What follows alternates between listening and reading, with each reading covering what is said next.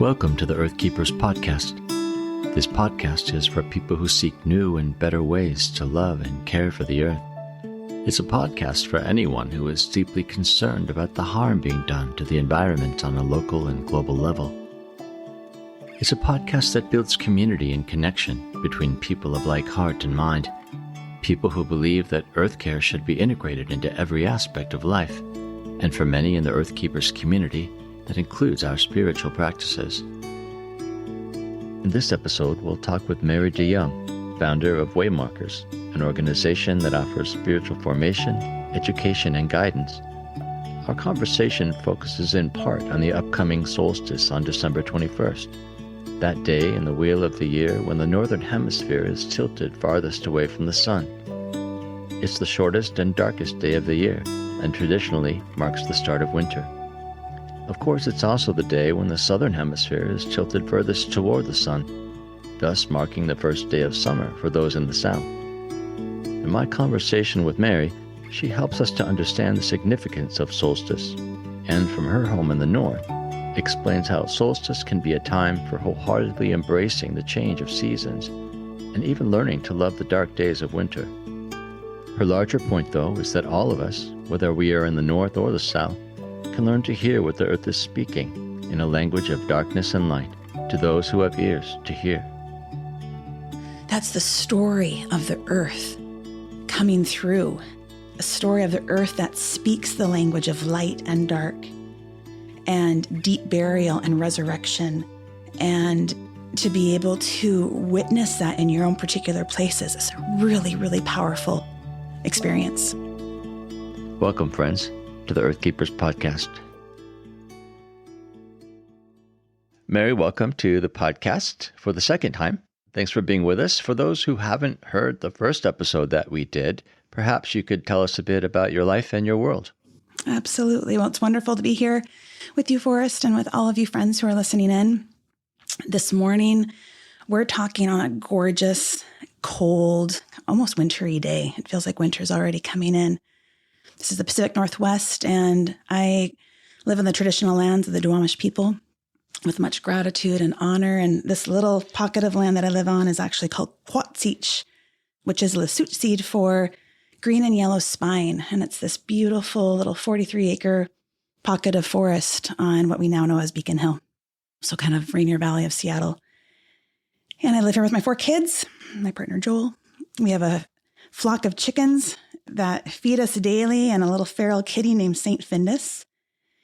And my work is in and around deep ecology, spiritual ecology, ecotheology, a real commitment to return and remember the sacramentality of the natural world.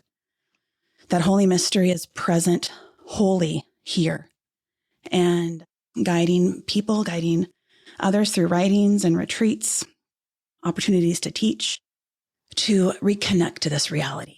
Because I really feel like this is how not only will the human community continue to flourish into the future, but the world itself. I believe this holy planet is calling us towards this deep remembrance now more than ever. We might interpret that as a groan. We could see it in the sunrise in the morning, but it's time more than ever to reconnect to this imminent and holy sacred presence of God here. You lead an organization called Waymarkers. Tell us what that's about and what are some of the ways that you touch people's lives through that work? Absolutely. Yeah. So through Waymarkers, I do a lot of writing and teaching and lead retreats pre-COVID.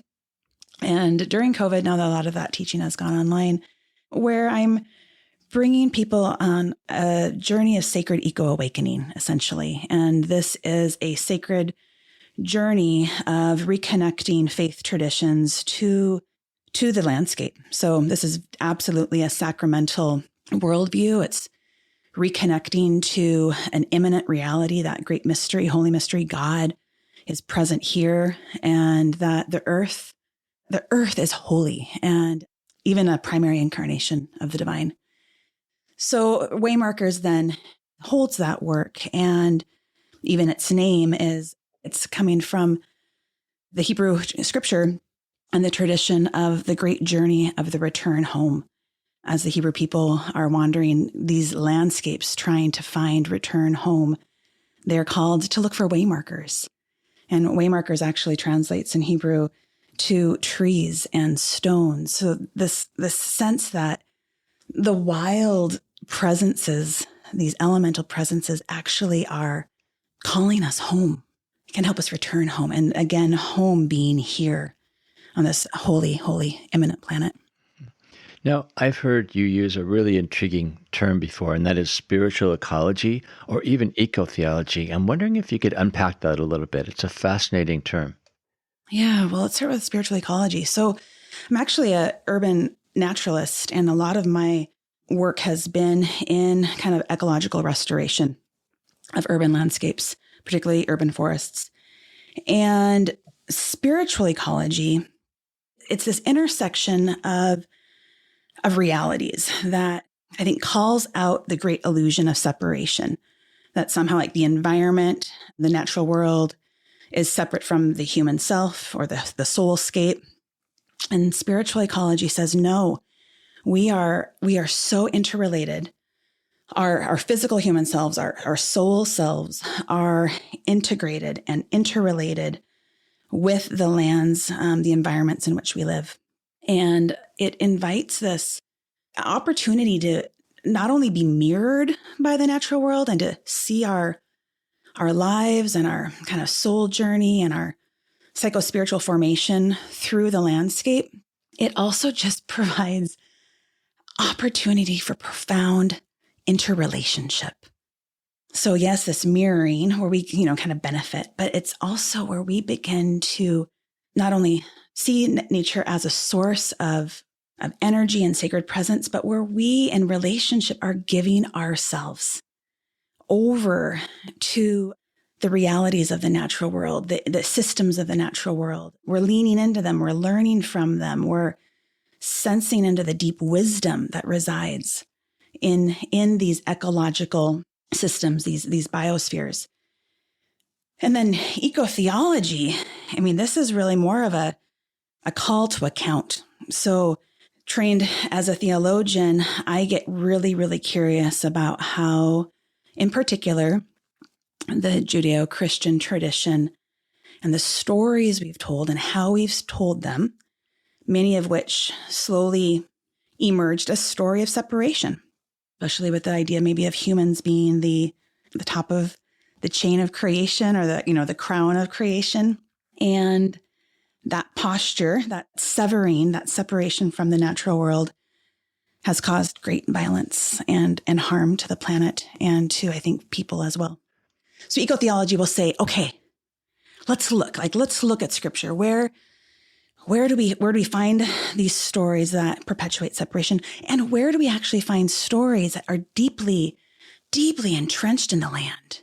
And the wisdom is like really, really coming up through the lilies and not just gracing over those as some cute way for the Christ, for Jesus to tell a story, but really, what are the lilies saying? And when we lean into the wisdom of the lilies, how does that transform how we live in our places? Mm-hmm. So you lead courses for people that walk through these ideas of connection and spiritual ecology, etc. So I want to play a sample from one of your current courses, Wild Winter for people, and we'll talk about that after we listen. We are living through dark times, and actually literal darkening days, which together I believe are calling us towards a journey of transformation. One must have hope when they begin a new journey, hope that they will get to their place of desire, or even that they will ultimately return home.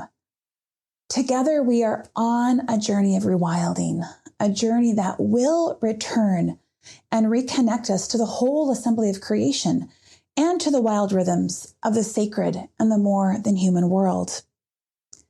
This is the deep work of remembering, intellectually remembering that we are nature, that we belong here, and with this living and sacred earth and its process of becoming members again of the whole, the biodynamic and rich communities of life throughout the outer world and remembering the parts and parcels of ourselves that have been severed and separated in the world within, our inner world, our inner nature, our soulscape. This is the work we will be about together, how we bring ourselves back into conversation and communion with sacred seasons and living landscapes out there and in here. So, Mary, implied in what you're saying in this particular clip, you talk about wholeness and belonging and people reconnecting to their sense of being part of the ecology and part of their place even. But that implies separation, that there's something that needs to be undone or needs to be repaired somehow. Can you talk about what that separation is and maybe what some of the outcomes of being separated from creation might be? Yeah. So, it's so interesting, especially in our modern times and our modern worldview and all the technologies that are available to us, which can be such gifts, right? Like I'm not shaming even the technologies that we're working with right now here and, the amazing gifts that podcasts are. And this illusion of separation has allowed the Western mind, the Western way of living, to be so transient, and I would even say somewhat amnesiac. We forget where we are because really we could be virtually anywhere. And when you don't know where you are, you lose a large potential in knowing who you are. So Indigenous peoples the world over for millennia, their culture, their sense of self, their sense of the sacred was derived from place. They understood who Great Mystery was, who Spirit was, and that influenced who they understood themselves to be, right? Because this is the whole idea of the Imago Dei. We image ourselves after how we imagine God.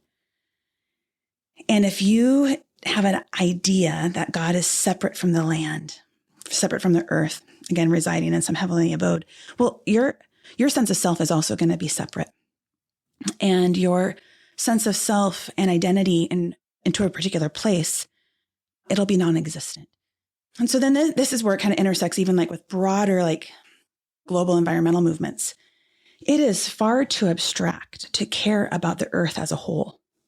We need to start in the particular and start with our particular places and learn where we are so that we can care for where we are and ultimately love where we are and then hopefully be in solidarity with where we are. So like my particular place, this Quatsich, has been my teacher. I have been absolutely apprenticed by this place, and I have fallen in love with this 43-acre wood. Even more particularly, I have fallen in love with a Japanese sakura tree in my backyard, who I am in daily conversation with, and believe absolutely that divine wisdom and presence is coming to and through sakura. So separation, and then deeply attuning to the presence of your place is kind of what comes through or is an invitation through these courses. So Wild Winter is really inviting us more broadly into this concept of a wheel of the year, but in particular to bioregional aspects of where we live. So Wild Winter invites a real attunement to mountainscapes, which in the concept of the wheel of the year align with these conversational energies of cardinal directions, the season, and then even the elements. So kind of universally, this concept that there's this wheel of time, wheel of seasons that are happening. Again, this is kind of this sacred ecology intersection. You have the bioregions, you have the ecology acting, not performing, but being in their meant for ways. And this is mirrored within our own psychospiritual formation. So Wild Winter invites us to look into the winter of ourselves, which is not something that the Western mind ever wants us to do, right? We don't go dark. We stay bright all the time, producing all the time. Don't rest, right? I mean, it's so countercultural to follow the rhythms of wintertide. So wild winter invites that. And it also invites looking at kind of the more northern energetic aspects of your spiritual life. So the cardinal directions each have these kind of archetypal spiritual energies within them. You can find them within Hebrew and Christian scriptures. You can find them throughout the mystics that really deepen into this sense that these directions hold sacred energy that are different from each other. And then the elements. The elements have always been partnered and paired in conversation with these kind of spiritual energetics of the seasons and the directions. And so wild winter sees air and wind, the element of breath being in conversation with, again, the generative qualities of north and winter, but it places it all in a bioregion. So wild winter is playing with making more particular the wheel of the year by introducing actual landscapes where all these kind of spiritual energetics that can seem somewhat ethereal and I don't know, like how do you touch it? Trying to land it in a place, land it in our particular place so that we can reconnect to our bioregions in a deeply spiritual way, really leaning into the spirit of our place. So you do talk about the Wheel of the Year in the Wild Winter course, and perhaps I can play just a clip here, and then I have some more questions to ask you about that as we unpack that term. The Wheel of the Year is an ancient way that place-based cultures, indigenous peoples, remembered and celebrated the seasons. While this would have looked different in particular places, there existed universal themes of a profound interconnectedness with the rhythms and cycles of the seasons.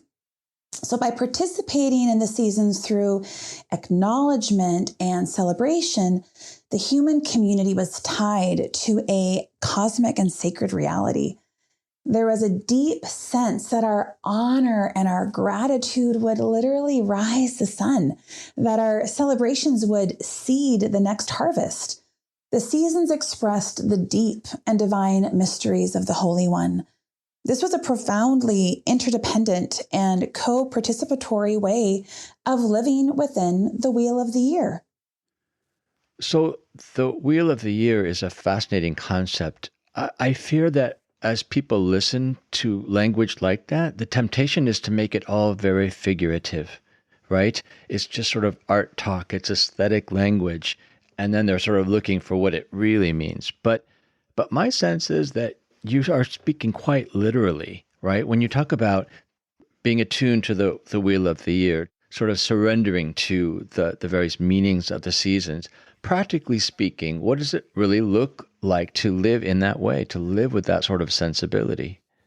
Absolutely. Yeah, well, first and foremost, get rid of any calendar systems that you have in your life that look square or linear and invest in a more circular form of a calendar. So we have one of these actually in a prominent position in our kitchen. So the kids actually turn our calendar. So they have a visual concept that our year is circular. It's a wheel, right? So that in and of itself is kind of this fundamental worldview that you step into, that time is circular. The year itself is it's constructed like on a wheel, and that even our formation, our spiritual formation is also circular. Okay, so with that concept in mind, then you're now kind of like putting yourself in the flow of this wheel of time, and you're watching and witnessing what I would even say like the calendar of the earth, and watching and witnessing the seasonal turnings and the seasonal changings as absolutely the biosystems that happen in the earth system and in our bioregions, but also as an invitation to watch and witness for those same permutations, for those same seasonal shifts in our own life. Again, the Western worldview would encourage a very intellectual, kind of light-filled, summer all the time way of living, which is high value of production, high value of work, high value of like being awake all the time. Even how I think we who celebrate, all these holidays during the winter months. I mean, think about all the holiday lights that we string up everywhere, right? it's very hard to lean into darkness. When we are attuning to how the wild world is in winter and see that as an invitation into how we too should be living, could be living, as a way to rest, as a way to become more generative because we've allowed ourselves time for dormancy, our literal physical health can shift. Our spiritual journeys take on a whole new life. It's really, I think, exciting to begin to mirror your spiritual life with the wild world. There's so much invitation there. Yeah, just these practical elements of just really kind of waking up to what's going on. And it's also critical now more than ever because climate change is shifting so much. And if we are to be advocates of the requisite needs and demands that our global culture has to make now, if we're not even aware of when the last time it rained, or how much snowpack do you have, or how are the trees behaving or responding to, like in our area, the profound heat that we had end of June? How did that impact Western red cedar? If you're not paying attention, and if you're not watching these shifts in the seasons, again, this is another way to speak to how you're not going to care enough to love our planet into a flourishing future, or our human community for that matter either. It's the Wheel of the Year really invites this collective awareness and really beautiful ways to celebrate too. And it's exciting to see how, for those who practice within the Christian tradition, how a lot of our traditions absolutely align with the Wheel of the Year. We have our own, liturgical calendar within the Christian tradition that when you lay it on the calendar of the year, it's really fascinating to see like this aligns. So we're coming into Christmas tide around the winter solstice. And, at the winter solstice, you're moving into this profound darkness, right? It's the darkest night of the year. So it's this solar event that we're actually participating in. And it's not just a one-day thing. It's actually more almost a 3 to 4 day event, 72 to 96 hours, where that darkness is in its totality. And Christmas Day happens to be at the end of when you can actually, with the human eye, physically see the sun beginning to get brighter, which I think is just a marvelous way, again, to bring in what's happening in the natural world with some of our religious traditions that we practice today, but really aligning like, I can see the light. The light comes on Christmas Day. And that light is all the more powerful because of the darkness that you allowed yourself to be in. I mean, truly, I feel like that's Christmas, but that's the story of the earth coming through, a story of the earth that speaks the language of light and dark and deep burial and resurrection. And to be able to witness that in your own particular places is a really, really powerful experience. We've been in conversation with Mary Dejong about the ways we might become better earth keepers by practicing awareness of the deep significance of seasonal changes. And as Mary has pointed out, those of us in the northern hemisphere are entering into our wintertime of quietness and rest in preparation for the new life that comes in spring. In that spirit of rest and renewal, Earth Keepers is going quiet for the rest of the month. James and I will be back at the start of the new year to launch Season 3 of the Earth Keepers podcast. In the meantime, we encourage you to think about creative things you could do to prepare yourself for the coming solstice, and to consider practices that might help you to listen well to the language of light and dark. For now, let's get back to our conversation with Mary Dejong. So let me tell you how I'm responding to what you said just about Christmas in particular. I hadn't really noticed that coincidence of timing, right? I have outside of my window just a wall of birch trees, and I love waking up to the color in the fall because it's just this wall of yellow, right? And it makes me very happy to see it. we've had a couple of windstorms lately, and I've felt myself tense up because I'm thinking, oh, no, don't blow the leaves off those trees, because once the leaves are gone, I'm going to close my blinds and probably not open them until spring, which is kind of sad, because I know what I'm trying to do is avoid the darkness, avoid what appears on the surface to be barrenness, right, of the bare branches. I just don't want to see them. I think the reason you're evoking that story in me is because I think there is a general tendency in people to want to avoid looking at the dark, seeing the winter as something good, natural, necessary, and even beautiful. So I wonder, if people are looking ahead to the solstice coming up, what are some of the things they might practically do to perhaps shift the way they think about solstice, about the darkest night? Are there practices that can get us sensitized to those markers of the year and maybe not miss some things we might otherwise miss in avoiding the darkness? Yeah. Well, first of all, thank you for sharing the story of birch. We have birch in our yard too. And so I know that vibrant yellow. I mean, to you in particular, I would say keep those blinds open. Maybe that's your practice this solstice time, is to keep those windows open so that you do see the barrenness. Because the birch in particular, when leaf unfurl happens, it's subtle, and it often happens before you would really notice the vibrant green.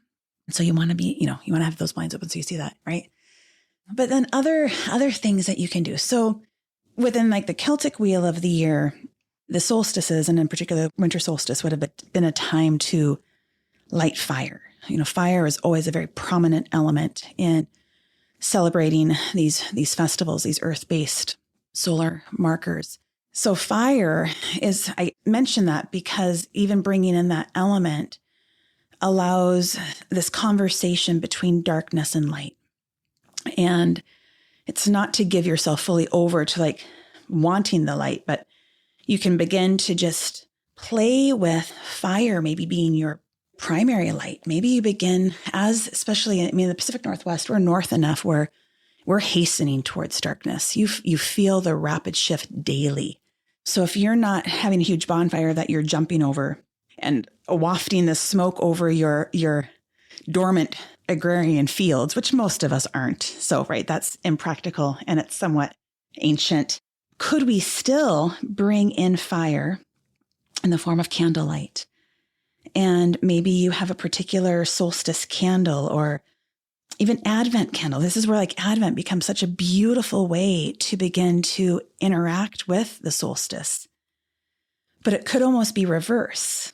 Like instead of adding more candles as you walk closer to Christmas, what if you started with a full set and then removed a candle as you got closer to the solstice so that it's getting darker. And you're, eliminating one candle a day so that by the solstice time, you just have, one candle. So like in our family, we actually practice this a little bit by once Advent comes, we unplug one electric light source in our house every day and replace that then we're only lighting a candle so that by the time we actually do come to the solstice, our house is almost in darkness and we are only enjoying the day by candlelight. And it is one of the most beautiful practices. Our children love it. They can't wait for that day when it's just all candles in the house. And they see in that practice a real embracing of the dark. And Wild Winter actually gets into this. We're having a lot of conversation about dark positive spirituality. Unfortunately, I think that the Christian tradition hasn't done a really good job of framing darkness as beautiful and generative and necessary. I think broad stroke, there's been a traditional negation of darkness, even though life comes from the dark. That's primary. Darkness was present before God called forth light in Genesis, right? So darkness is primary. And that takes a lot of, I think, psychological work for us to get somewhat back. I garden a lot, and This is the time of year where you're planting your bulbs, your springtime bulbs, and doing other garden work. I certainly plant my bulbs with this hope that they will become these gorgeous colors in the spring. But when I place them into the darkness, they don't have a candle down there with them. There's not any additional light sources down there. They are fully in the dark earth, quiet and dormant and resting in the dark. And so in that, I feel this very intriguing invitation to full darkness. And the solstice really, I think, is this time of the year where we are explicitly being called to that. And it's so countercultural because, again, it's happening during a holiday time when lights are everywhere. And a lot of the celebrations that you could participate in are going to look at lights. Our zoo here in Seattle has this gorgeous lantern light festival where you can go walk through the zoo at night and see all these beautiful animal lanterns. So I just think about that with curiosity, we really set ourselves up to be hard pressed to find a lot of darkness. Well, in some ways, I think, that pushing back against the darkness refuses to acknowledge darkness as generative, as productive, because the reason those bulbs are in the darkness for so long is so that they can store up the energy in order to flower then in the spring. You don't plant those bulbs in the spring, you plant them in the fall so that darkness comes, right? So that they have their space in darkness, their time in darkness to really regenerate, I guess, or to be ready for the light. Darkness is a requisite. It is a requisite condition for our growth. This other way of thinking about darkness could even be a help to those who really struggle with seasonal depression. I don't think it is an easy answer, but I wonder for folks who struggle with winter in particular, if a revisioning of winter could make a difference to them. If they saw winter as beautiful and generative, still dark, but something that in the long run was good. I think so. And yes, I'm not a trained psychotherapist, and I absolutely honor the realities of what, seasonal depression type things can bring into someone's life. But I would agree that if we're living in a culture that celebrates and affirms light so much, then when we move through the dark nights of our soul, or we have real physiological responses to darkness that make us feel like we need to slow down and we need to go under a blanket, that would be characterized absolutely as not healthy. That's not healthy because you should still be acting as if it's summertime, even though it's dark at 3:00 in the afternoon. But if we had this dark positive, whether it's spirituality or dark positive, just worldview, then it would full on affirm that fetal position underneath a blanket, because that's what Bear is doing outside. Bear has totally gone underground and curled up. There are so many beautiful examples of how the wild world lives through darkness. And it is slow, and it is deep, and it is quiet, and it is sleepy and dormant. And so if we did have a way of accepting and embracing those postures for ourselves, I think it would reframe so much of how we experience the dark. For people who might want to go deeper into some of the things you're saying, how would they actually get connected to your course, Wild Winter? And what does that look like for them to be involved in that? Yeah, so Wild Winter is a virtual self-paced course that is really designed to almost be more like a devotional. I have created it to be perennial in its content. So the invitation is that you can return to it again and again and again. So Wild Winter has 5 modules and I think over 17 segments where You're looking at the particularities, again, of these kind of conversational energies of season and cardinal direction and element, and then bioregional focus, and really applying that to your soul journey with the intention of me, I think, companioning you on your journey of sacred eco awakening. So if you are enrolling in Wild Winter, you're joining a cohort of quarterly learners. So there's been a great community that's come around this. And starting just a week before the solstice, I begin to engage the cohort through questions and comments. And the platform that Wild Winter is hosted on allows for really great dialogue. There's been a beautiful community that we've already gone around the wheel of the year together. So there's other wild seasons offerings, spring, summer, and autumn as well. An international community of people who are really deepening into these practices that reconnect them to their place from a sacramental worldview. Winter really, it does all of this invitation work of inviting you into darkness and slowness and the generative wisdom of the elder, which is kind of another component of the north and mountains, and invites play and practice. So there's practices that you're invited into, like if you don't already have like a nature table or a nature altar in your home. Wild Winter has a whole module that talks about why and how you might invite that practice into your life.